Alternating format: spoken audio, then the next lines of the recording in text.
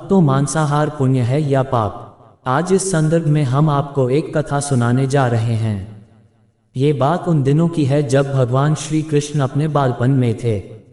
एक बार जब श्री कृष्ण एक पेड़ के नीचे बैठे बांसुरी बजा रहे थे, उसी तरह एक हिरण दौड़ता चला आया और उनके पीछे जाकर छुप गया। मांसाहार पुण्य है या पाप? वो हिरण बहुत ही घबराया हुआ था। भगवान श्री कृष्ण ने उसके सिर पर हाथ फेरते हुए कहा, क्या हुआ? तुम क्यों छुप रहे हो? उसका पीछा करते हुए एक शिकारी भी वहां आ पहुंचा और बोला, यह मेरा शिकार है, इसे मुझे दे दो, इस पर मेरा अधिकार है। तब भगवान श्री कृष्ण बोले, हर जीवित जीव पर उसका खुद का अधिकार होता है, न कि किसी का। तब वह शिकारी क्रोध में बोला, यह मेरा शिकार है, इसे मैं पकाकर खाऊंगा। तब भगवान श्री कृष्ण बोले, किसी भी जीव को मारकर खाना पाप की श्रेणी में आता है। क्या तुम पाप के भागी बनना चाहते हो? मांसाहार पुण्य है या पाप? क्या तुम धर्म को नहीं जानते? तब वह शिकारी बोला, मैं तुम्हारे जितना शिक्षित तो नहीं कि यह जानूं कि मांसाहार पुण्य है या पाप, पर मैं ये जानता हूं कि जीव को मारकर खाना, इसमें कोई हर्ज नहीं। मांसाहार से तो एक तो वह जीव को जीव बंधन से मुक्त कर रहा है, फिर क्यों मांसाहार से मना किया जाता है? मांसाहारी होने को क्यों नहीं कहा जाता? वैसे भी मैं इसको मारकर नीच योनि से मुक्ति दिलाकर पुण्य ही कमा रहा हूं, फिर इस पर पाबंदी क्यों? इसे तो प्रोत्साहित करना चाहिए। जहां तक मैंने सुना है, जीव हत्या तो शास्त्रों में भी बताया गया है। राजा लोग शिकार किया करते थे। ऐसे तमाम तर्क देते हुए श्री कृष्ण से पूछा कि फिर क्यों ये मांसाहार गलत है और पाप की श्रेणी में आता है? आप ही बताइए, मांसाहार पुण्य है या पाप?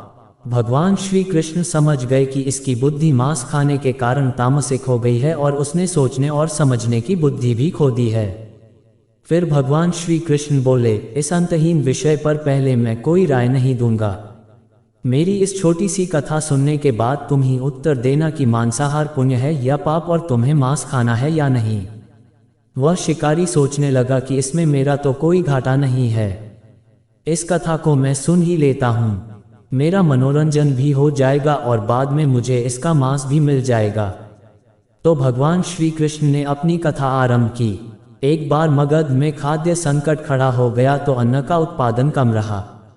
राजा को चिंता हुई कि यदि इस समस्या का शीघ्र निदान नहीं किया गया तो संरक्षित अनाज कोष भी खत्म हो जाएगा और संकट भीषण हो जाएगा। तो सम्राट ने अपनी राज्यसभा में पूछा, देश की खाद्य समस्या को सुलझाने के लिए सबसे सस्ती वस्तु क्या है? मंत्रीगण सोच में पड़ गए। चावल, गेहूं, आलू इत्यादि पदार्थों को उगाने के लिए बहुत श्रम करना पड़ता है। वह तभी प्राप्त होते हैं जब प्रकृति का प्रकोप ना हो। ऐसे में तो कुछ सस्ता हो ही नहीं सकता। तभी शिकार का शौक रखने वाले एक मंत्री ने सोचा कि यही उत्तम अवसर है, क्यों न अंधाधुंध शिकार के लिए राजा की अनुमति ले ली जाए। उसने सभा में कहा कि सबसे सस्ता खाद्य पदार्थ है मांस। इसके लिए धन का खर्च भी नहीं है और पौष्टिक खाना भी मिलता है। सभी सामंतों ने इस बात का समर्थन कर दिया, लेकिन मगध के प्रधानमंत्री अभी भी चुप थे।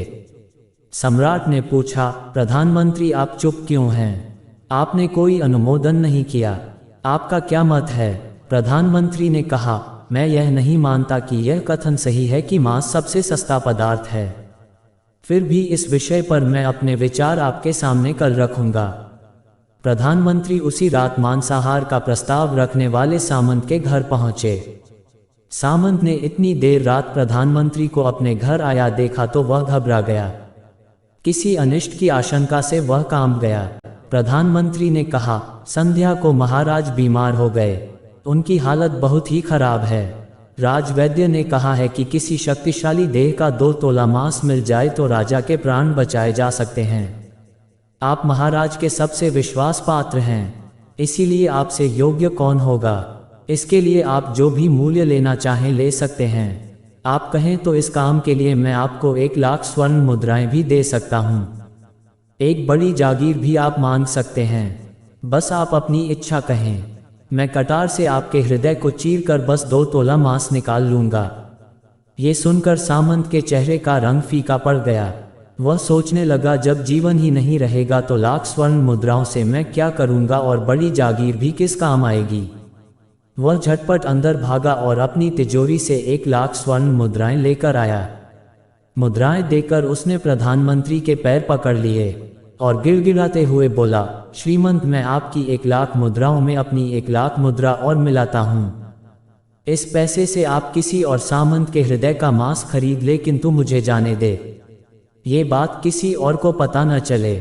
मैं आपसे आग्रह करता हूँ। प्रधानमंत्री जी यह सब समझ चुके थे। वह उसे थोड़ी और मानसिक पीड़ा देना चाहते थे। प्रधानमंत्री ने आगे कहा, सामंत, आप शरीर से बलिष्ठ हैं। आपकी कद काठी महाराज से मिलती जुलती है, इसीलिए राजवैद्य ने खास तौर पर आप ही का नाम लिया है। आपके दान से हमारे अच्छे राजा की जिंदगी बच सकती है। आप कहे तो मैं आपको प्रधानमंत्री का पद देने को तैयार हूँ और खुद आपका कर्मचारी बनकर रहूंगा, पर प्रजा से हमारे राजा न छीने। सामंत तो फंसता हुआ दिख रहा था। उसने शरीर पर अंग वस्त्र रखकर अपने जूते भी पहन लिए। जैसे ही वह वहां से भागने वाला था, वह तुरंत प्रधानमंत्री के पैरों में लेट गया। उसने याचना की कि प्रधानमंत्री, मैं इसके योग्य नहीं हूँ। जब प्राण ही नहीं रहेंगे तो प्रधानमंत्री पद का या राजा का सिंहासन भी मिल जाए तो मैं उसका क्या करूँगा। आप चाहें तो मेरा सब कुछ ले लें, पर मेरे प्राण न लें। मैं अपना ये भवन और सारा धन आपको सौंपता हूँ। रातों रात राज्य से निकल जाऊंगा। इतना कहकर वह अपने घोड़े की ओर भागा और जैसे ही अपना घोड़ा गठने लगा, आवाज आई, अभी अभी अपने पीछे गए तुम अपने परिवार को भी छोड़े जा रहे हो। सामंत बोला, मेरे प्राण से प्रिय कुछ भी नहीं है। जब जीवन ही न रहेगा तो कुटुंब का क्या करूँगा। जीवन रहा तो ऐसे ही सुखी रह लूँगा। इतना कहकर घोड़े पर छलांग लगाकर बैठ भी गया। वह अभी चलने को ही था कि प्रधानमंत्री ने घोड़े की साख पकड़ ली। वह सामंत से बोला, भागने की जरूरत नहीं है, आप आराम से घर पर ही रहो, मैं किसी और का प्रयास करता हूँ। ये कहकर प्रधानमंत्री वहां से चले गए। प्रधानमंत्री के वहां से जाने पर सामंत के अंदर कुछ जान तो आई, परंतु बेचैनी बनी रही। उसकी नींद खराब हो चुकी थी। मुद्राएं लेकर प्रधानमंत्री बारी बारी से सभी सामंतों के घर पहुंचे और सभी से राजा के लिए हृदय का 2 तोला मांस मांगा, परंतु कोई भी राजी ना हुआ। सबने अपने बचाव के लिए प्रधानमंत्री को 1,00,000 और 5,00,000 मुद्राएं तक दे दी। इस प्रकार प्रधानमंत्री ने एक ही रात में करोड़ों स्वर्ण मुद्राएं जमा कर ली। फिर सुबह होने से पहले ही अपने महल में पहुंच गया। अगले ही दिन राजसभा में सभी सामंत समय से पहले ही पहुंच गए। सभी यह जानना चाहते थे कि राजा स्वस्थ है कि नहीं, लेकिन कोई भी किसी से भेद नहीं खोलता था। सबको राजवैद्य की तलाश थी, उनसे ही उन्हें कुछ सूचना मिल सकती थी।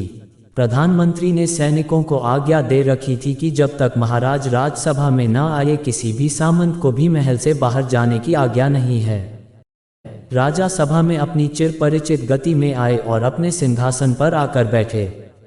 सभी सामंतों ने देखा, कहीं से भी राजा उन्हें अस्वस्थ नहीं लगे। उन्हें तो कुछ हुआ ही न था। प्रधानमंत्री ने उनसे झूठ बोला। हर सामंत के मन में यही विचार चल रहा था, पर कोई भी किसी और को कुछ भी न बोल रहा था। तभी प्रधानमंत्री ने राजा के समक्ष 1 करोड़ स्वर्ण मुद्राएं रख दी। राजा ने पूछा, ये स्वर्ण मुद्राएं किसके लिए है और कहाँ से आई?